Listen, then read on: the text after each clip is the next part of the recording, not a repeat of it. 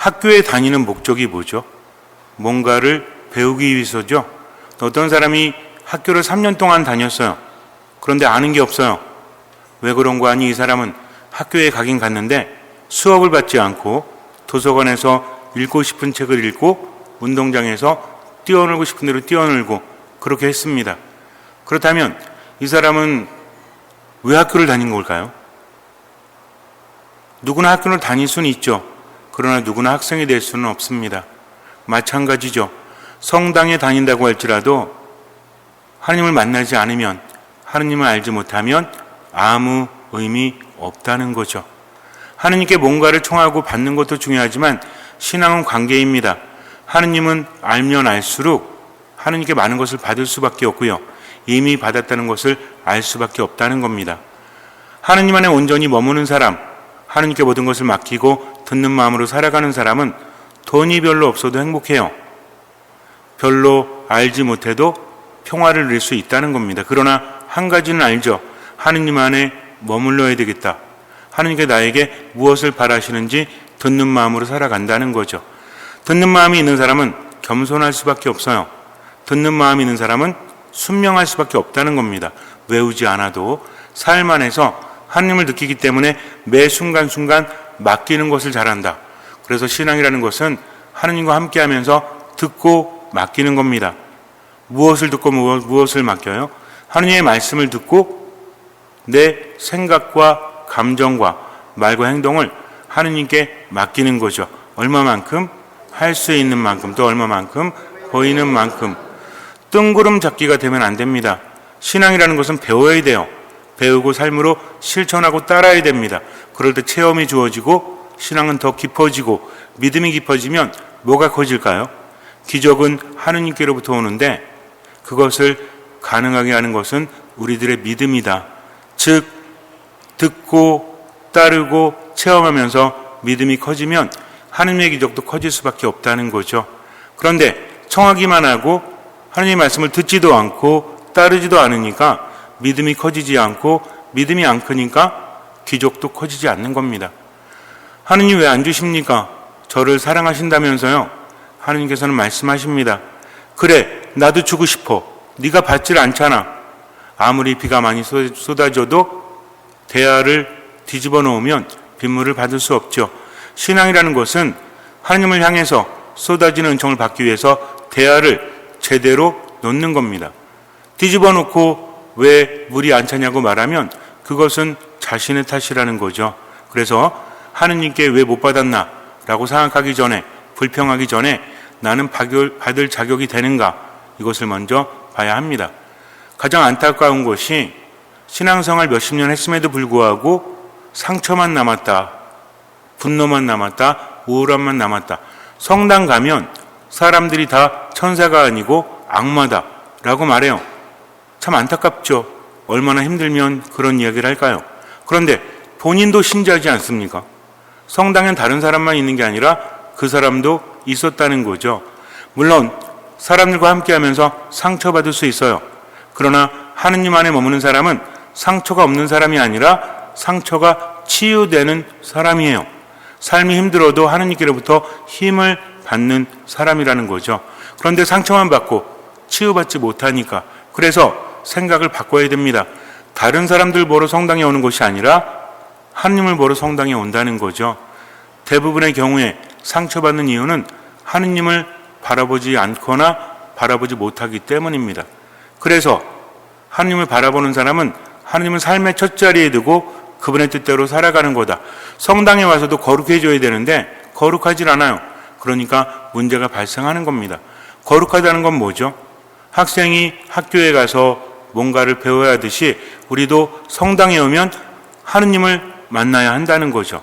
성당에 왔는데 하느님 만나지 못했다. 이것은 몇십 년 신앙생활 동안 제대로 하지 못했다는 겁니다. 그래서 하느님만 바라보는 거죠. 하느님 바라보는 사람의 특징이 뭘까요?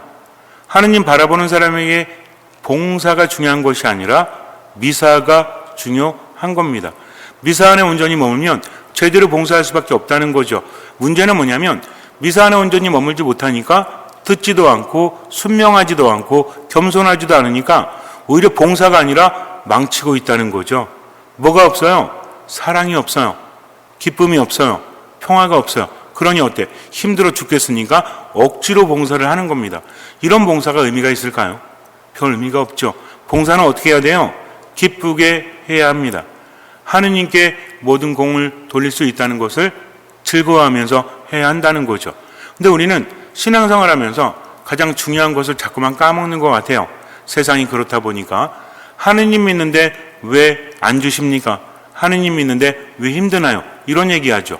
성경을 읽어보면 하느님 믿으면 안 힘들다고 하나요? 그렇지 않습니다. 하느님 믿어도 박해가 있다라고 하죠. 심지어는 어떤 일까지 벌어진대요. 박해를 받고 가족들도 갈라선다. 분열이 있다는 거죠. 그래서 아버지가 자식들을, 형제가 형제들을, 또 자식이 부모를 거슬러 일어나 고발하고 죽게 할 것이다. 한번 생각해 보세요. 열심히 신앙생활 했는데 가족이 분열이 있대. 우리가 바라는 겁니까? 하느님 믿는다면 가정에 평화가 있어야 되잖아요. 근데 오히려 예수님 뭐라고 하시죠? 나를 따르고 복음을 전하는 사람들은 가족들에게까지 반대를 받을 거다. 거슬러 일어나서 죽게 할 거다. 라고 말씀하십니다. 이 의미가 뭘까요?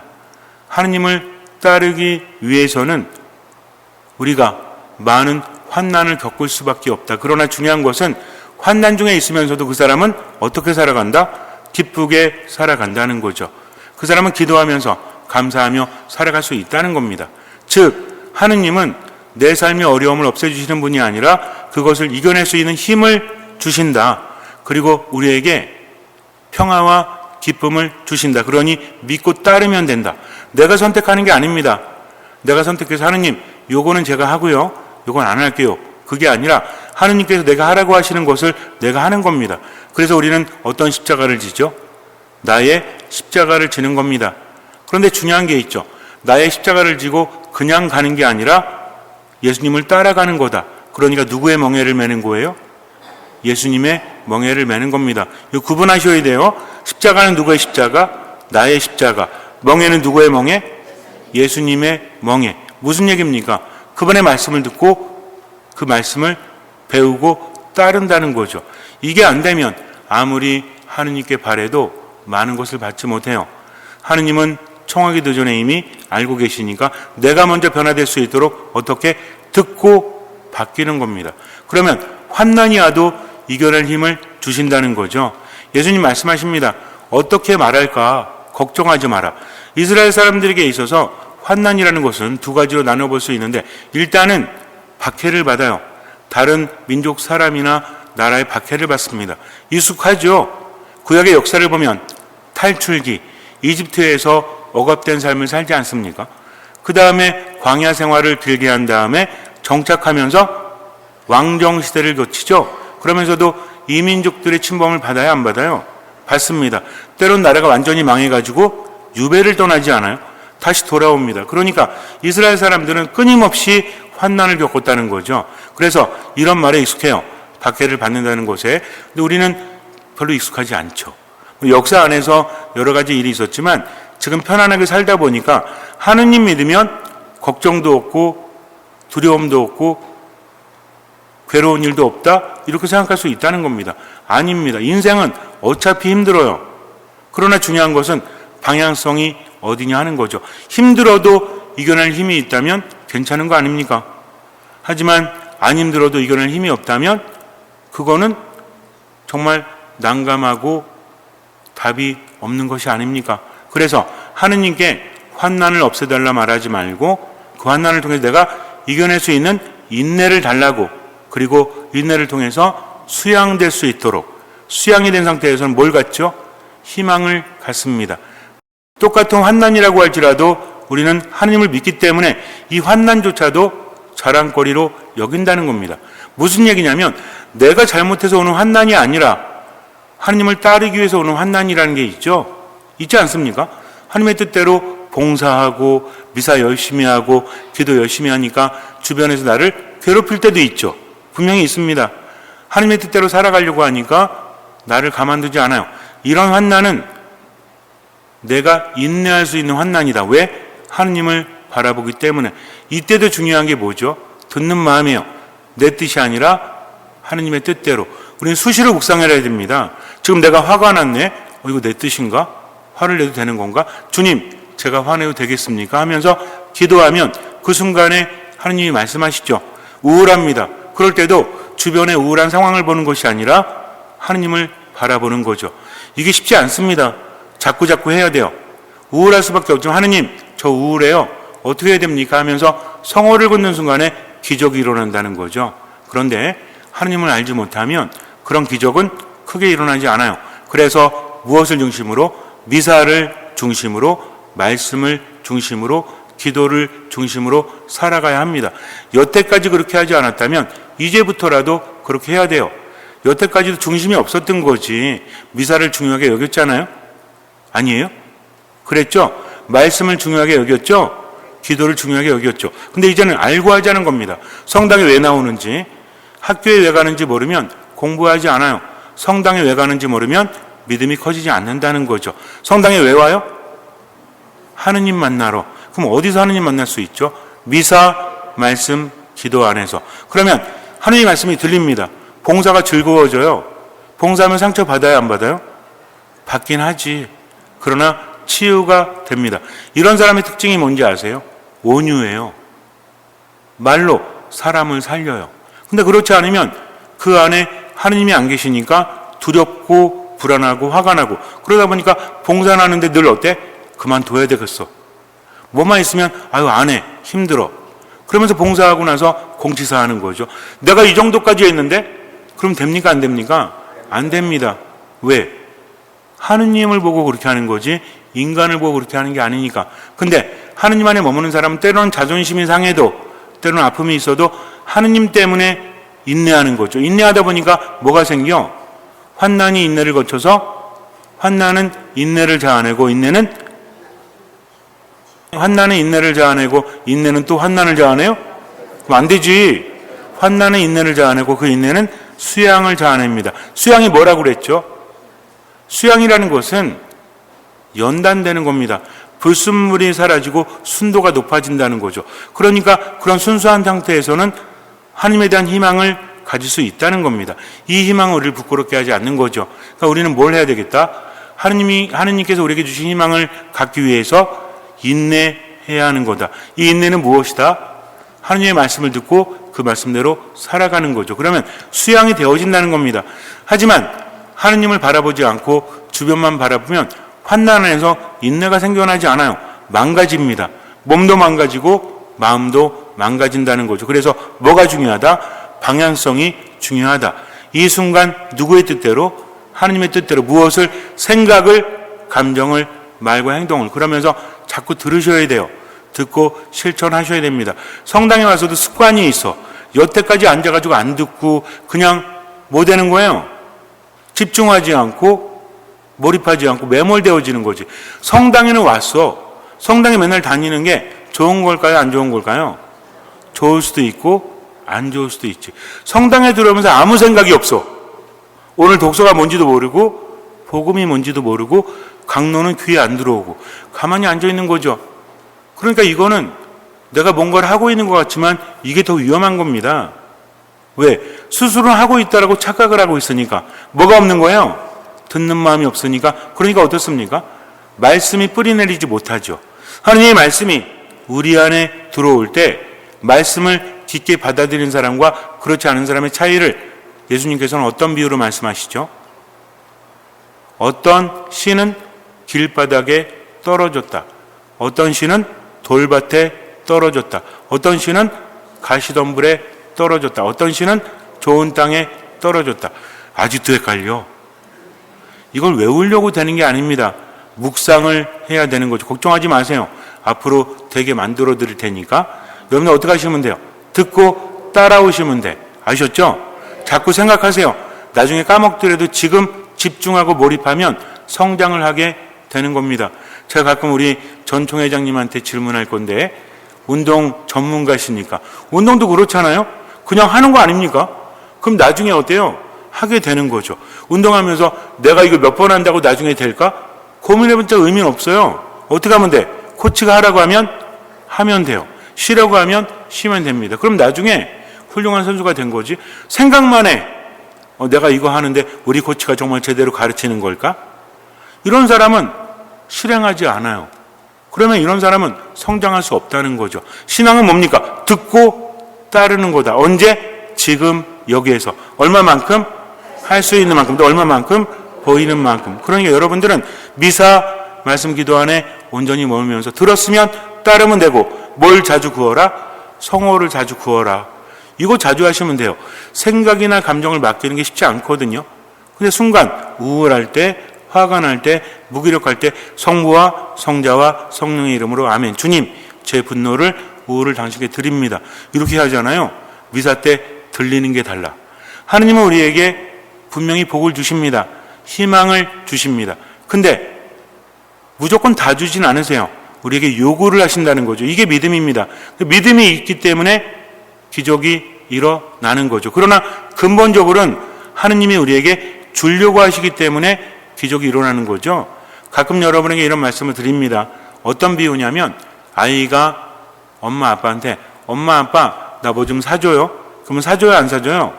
사줄 때도 있고 안 사줄 때도 있죠. 그러면 아이가 뭐라 그래요? 이번 시험 100점 맞으면 사줘요. 그럼 엄마가 뭐라 그래? 알았어. 100점 맞아. 그럼 애가 100점 맞아 갖고 와서 뭐라 그래?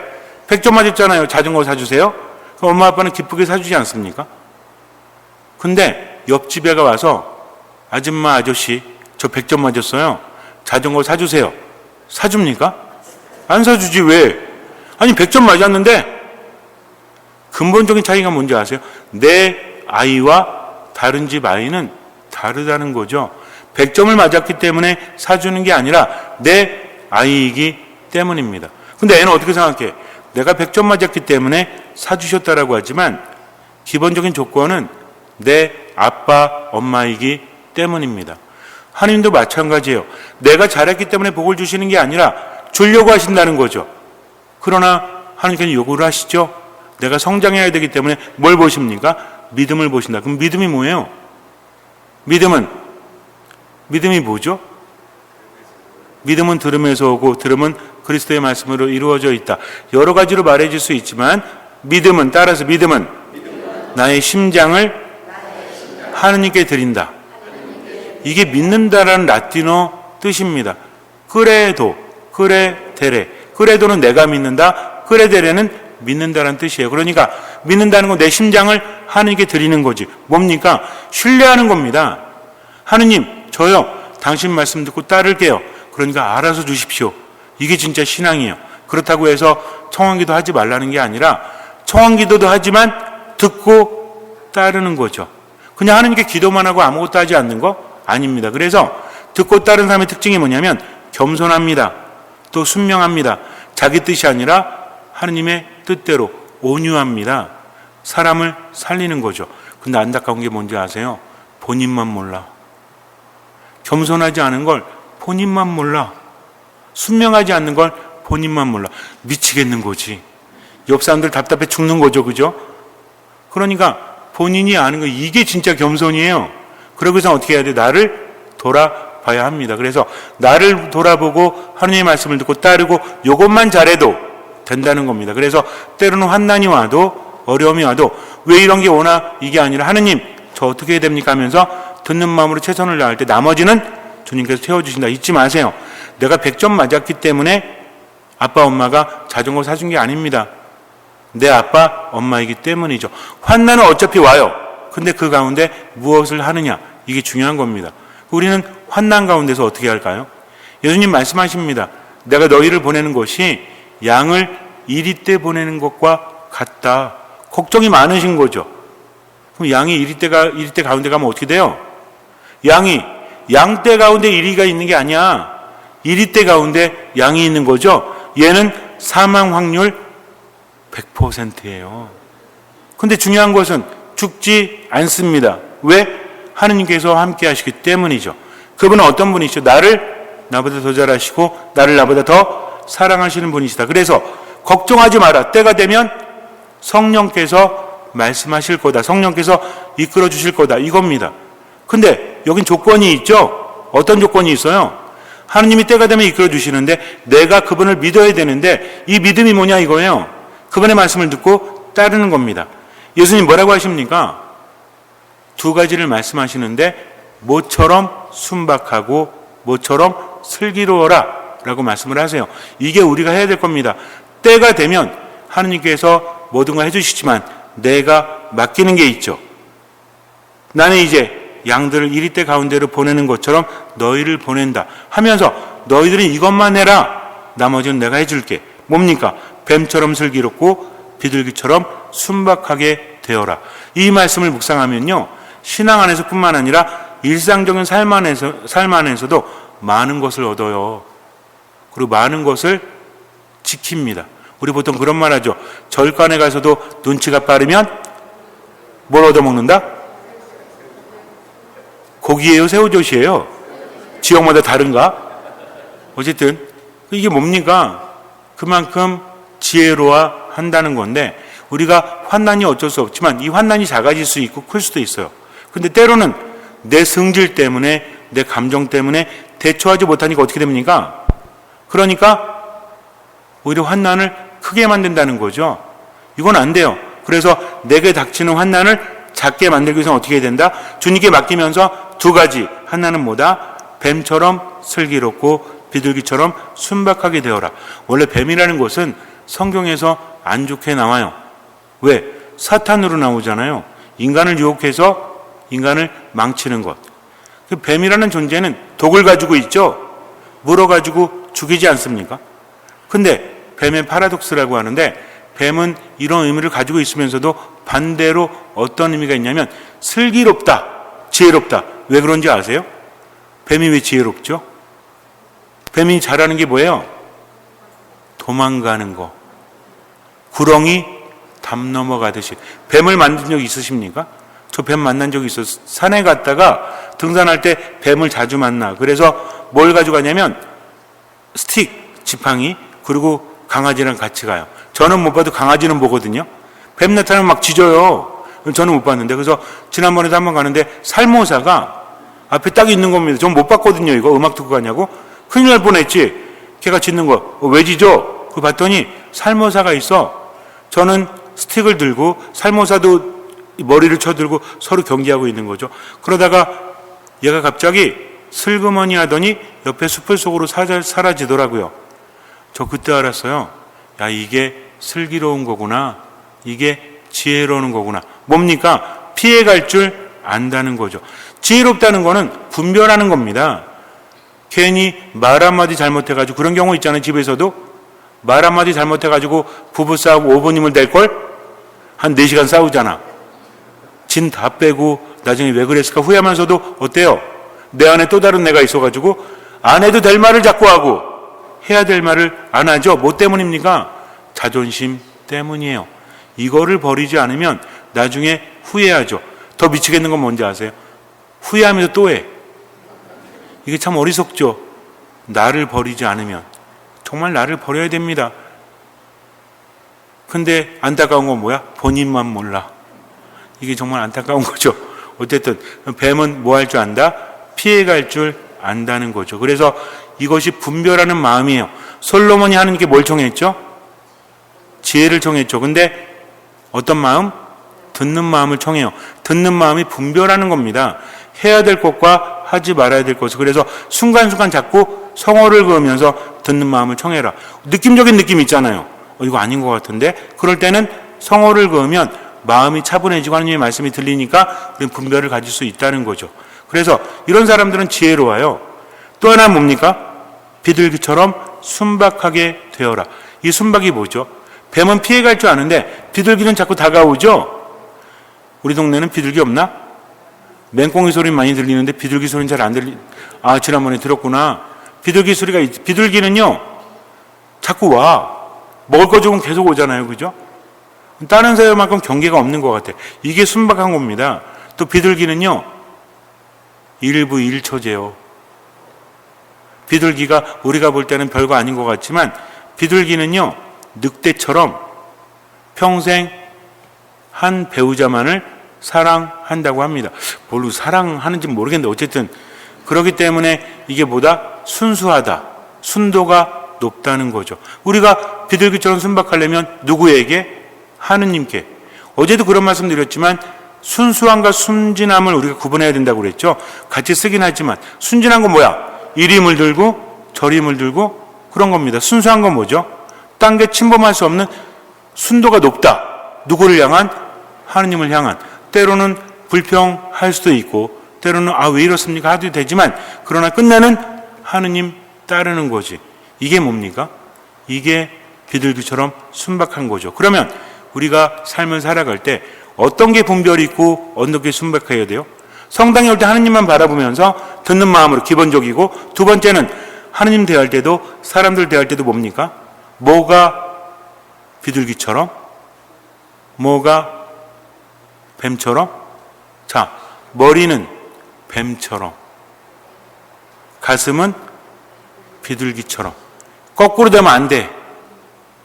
머리가 비둘기처럼 새 대가리. 그럼 돼야 안 돼요. 이런 사람은 어때? 정말 멍청해. 아니 자꾸 진짜 멍청해. 뭔지 아시죠? 이 주둥이도 멍청해. 행동도 멍청해. 정말 답답해. 지금 뭔가 얻으려고 뭐라고 합니까? 소탐대시라고 하죠. 기분대로 이렇게 사는 사람. 이런 사람이 뭐 같은 사람이에요? 머리가 비둘기 같은 사람, 그리고 가슴은 뱀 같은 사람. 마음이 사악하면 됩니까? 안 됩니까? 안 되지. 머리도 피해갈 줄 알아야지. 가슴은 비둘기처럼 순박하게. 두 가지만 지키면 마음이 편안해집니다. 왜 그런 걸까요? 하느님 안에 머물 수 있기 때문입니다. 때로는 사람들이 멍청하다 해도 누구 때문에? 하느님 때문에 가슴을 순박하게 유지하는 거지. 근데 이 순도가 흐려질 때가 있죠.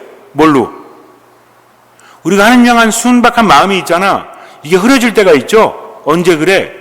화가 날 때, 우울할 때, 짜증날 때, 미워질 때. 근데 그때 어떻게 하면 됩니까? 그때 기도하면 된다니까. 주님, 당신을 향한 이 순수함이 사라지지 않도록 성호를 자꾸 그으시라고요. 그리고 어떤 마음으로? 듣는 마음으로 살아가는 거죠. 그래서 앞으로는 자존심 때문에, 자존심 거 별거 아니거든요. 내 자존심이 더 중요합니까? 하느님이 더 중요합니까? 하느님이 더 중요하죠. 믿음은 뭐든 나의 무엇을? 심장을 하느님께 드리는 거다. 소공위원장님 역시 잘 들으시니까 대답을 잘 하셔. 내 심장을 하느님께 드린다. 자존심 내려놓으세요. 기분 나쁠 때 뭐 하면 돼? 성호금은 돼. 주님, 저 인간 때문에 자존심이 상해요. 그러나 당신에게 맡깁니다. 이럴 때 순도가 올라가는데, 이 자존심 한번 상하잖아요. 미움이나 분노가 오잖아요. 그러면은 순도가 떨어져. 나중에 뭐라고 그러는지 알아? 그러니까 몇십 년 신앙생활하고 어때요? 내가 신앙생활 괜히 했어. 상처만 받았어. 힘들어. 누구 탓합니까? 남 탓만 하는 거지. 하나님 탓하는 거지. 근데 진짜 신앙인은 어떤 탓해요? 내 탓하는 거지. 제가 겸손하지 못했습니다. 제가 순명하지 못했습니다. 자존심 못 버렸습니다. 그럼 어떻게 될까요? 그러면 환난이 줄어든다니까. 왜? 대부분의 환난은 누가 크게 만들어요? 내가 크게 만든다니까. 왜? 머리가 뭐처럼? 비둘기처럼. 가슴이 뭐처럼? 뱀처럼. 그러니까 환난이 커지지. 그러나 그렇지 않은 사람은 하느님 안에 머무니까 자꾸만 순화시키는 거죠. 어디가 뭐처럼? 머리가 뱀처럼, 가슴이 비둘기처럼. 우리 총회장님이 이걸 잘하시더라고요. 이걸 되게 잘하시더라고요. 순간순간 기분 나쁠 뻔한 것도 좀 이렇게 좀 하시더라고요. 그래서 보니까 그런 분들이 많이 있어. 순간 기분 나쁜, 이게 눈꼬리가 확 올라갔다가 하나님 때문에 싹 내려가는 분들이 있어. 그분들 보면 저는 되게 행복해요. 역시 하나님을 향한 분들이구나. 그렇지 않습니까? 우리 전총회장님도 마찬가지야. 운동하신 분이 이 성격이 장난이 아니지. 그래도 어때? 자꾸 웃으시잖아. 왜? 하나님 때문에 그런 거죠. 여러분도 마찬가지입니다. 그래서 성당에 올 때는 어린애가 돼야 된다. 누구를 바라보는? 하느님만 바라보는. 머리는 뭐처럼? 뱀처럼. 가슴은 뭐처럼? 이게 바뀔 때 알아요, 몰라요? 내가 머리가 지금 비둘기 같구나.